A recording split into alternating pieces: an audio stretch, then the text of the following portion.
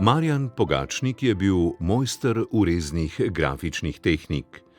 Po končani slikarski specialki pod mentorstvom Gabriela Stupice je čopiče za vselej odložil in se posvetil grafiki.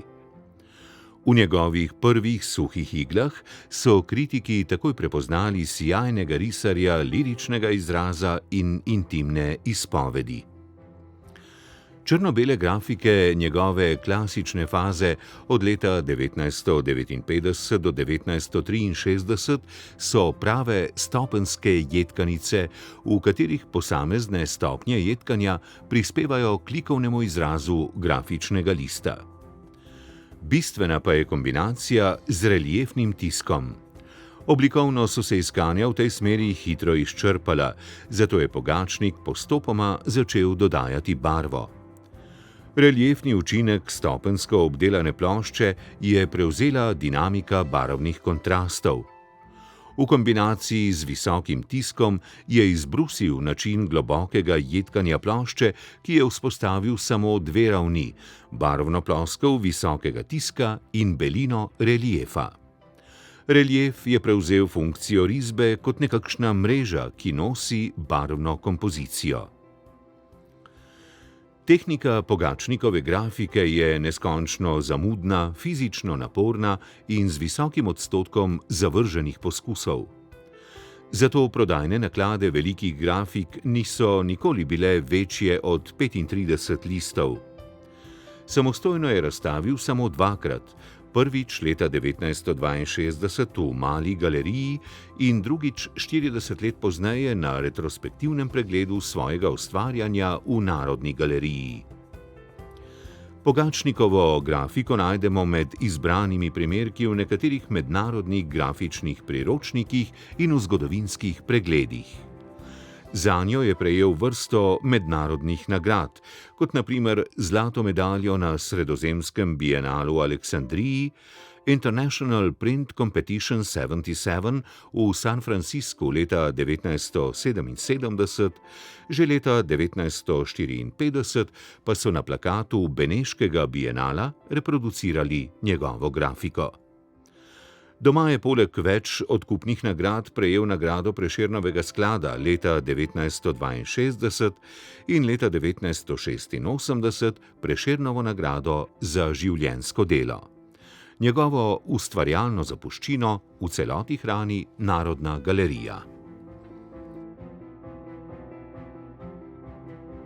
Pogačnik je ustvaril unikaten stil s posebno ročno, popolnoma nadzorovano izdelavo matrice in z načinom tiskanja, ki ni dopustil eksperimentiranj in naključij.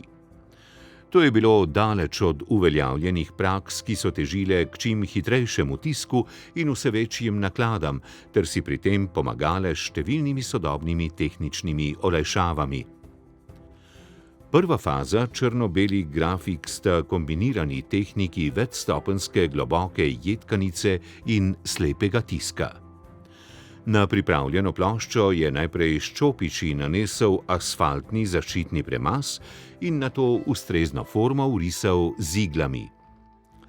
Proces jedkanja je razdelil na 4 časovno opredeljene stopnje, najprej za brezbarvni reliefni učinek, ki ga je jedkal v vseh stopnjah, da je dosegel globino 1 milimetra. Nato je ploščo spral, osušil, dopolnil kompozicijo s črno konturno risbo ter nadaljeval jedkanje. Čas jedkanja je bil pol krajši od predhodnega. Sledilo je risanje srednje drobnih elementov ter ponovno jedkanje v ustrezno krajšem času. Z mehkimi ptičjimi peresi je nenehno odstranjeval usedlino in mehurčke, ki so posledica reakcije med cinkom in kislino.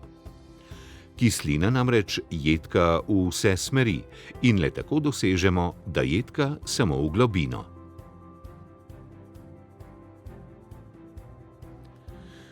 Zaradi agresivnosti kisline, ki z razžiranjem lahko popači prvotno risbo, je moral jedkanje nenehno nadzorovati.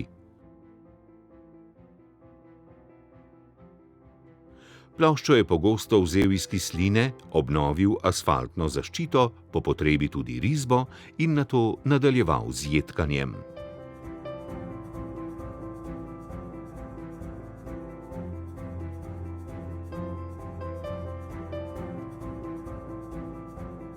Na koncu je v asfaltni premaz vrisal še zadnje, najdrobnejše grafizme ter jih jedkal skoraj 3-krat manj časa kot na predhodni stopnji.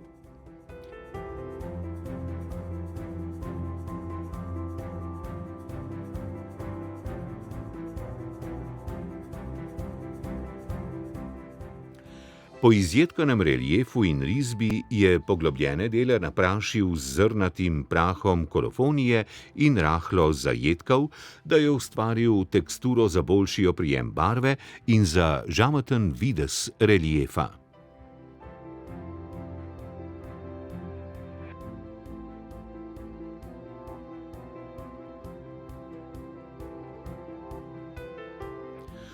Pri črno-belih grafikah plošče zaradi reliefa ni bilo mogoče premazati na uveljavljeni način, zato je črno barvo lokalno nanašal z mehkejšimi plastičnimi ali gumijastimi lopatkami, tršimi čopiči in manjšimi usnjenimi tamponi.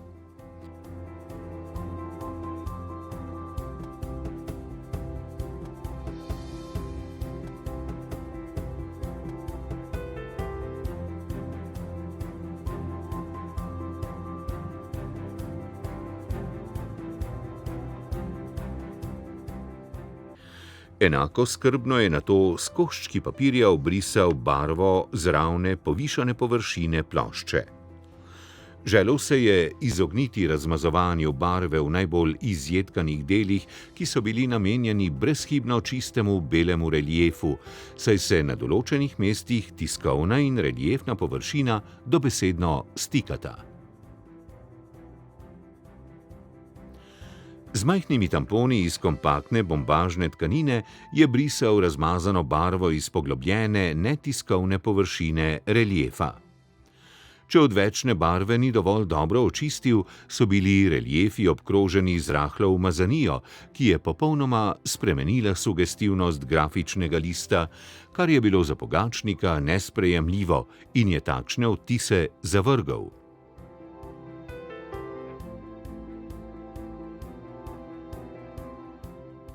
Postopek nanašanja barve pri barvnih jedkanicah je bil popolnoma drugačen. Barvo je na povišane, neizjedkane dele plošče nanesel lokalno s pomočjo različnih valjev. Kjer valji niso mogli doseči manjših detajlov, je uporabil usnjene tampone in čopiče.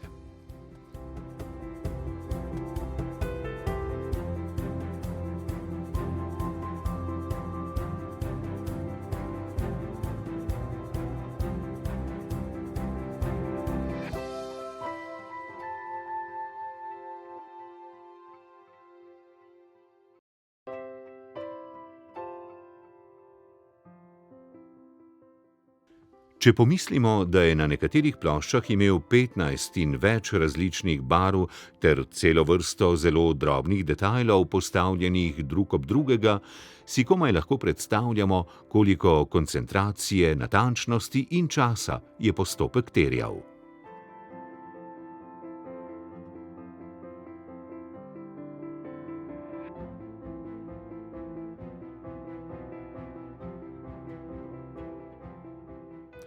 Za en sam korekten odtis, s katerim je bil zadovoljen, je umetnik lahko porabil ves dan.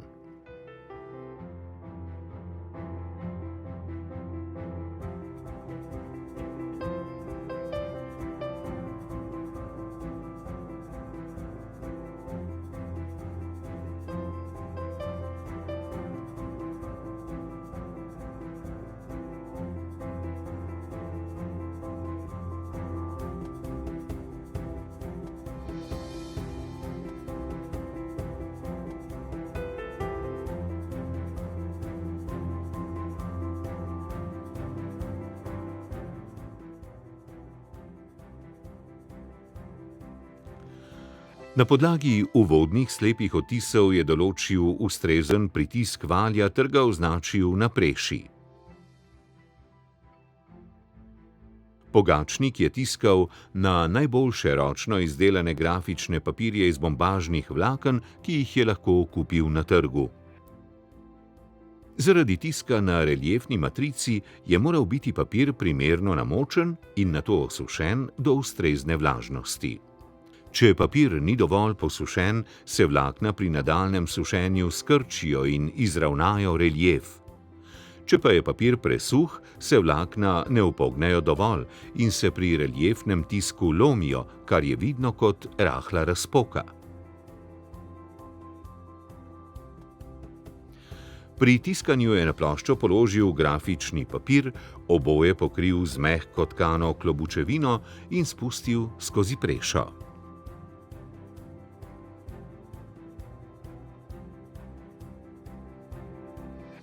Nato je posušen odtis obrezal na vnaprej določene dimenzije in ga ustrezno opremil s signaturo.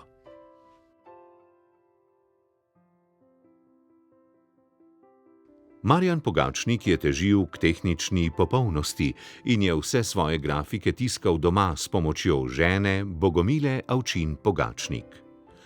Za vizualizacijo svojih likovnih idej je razvil avtentičen grafični postopek, ki ostaja v okvirih tradicionalne jedkanice, a je vseeno dajal izvirne rezultate.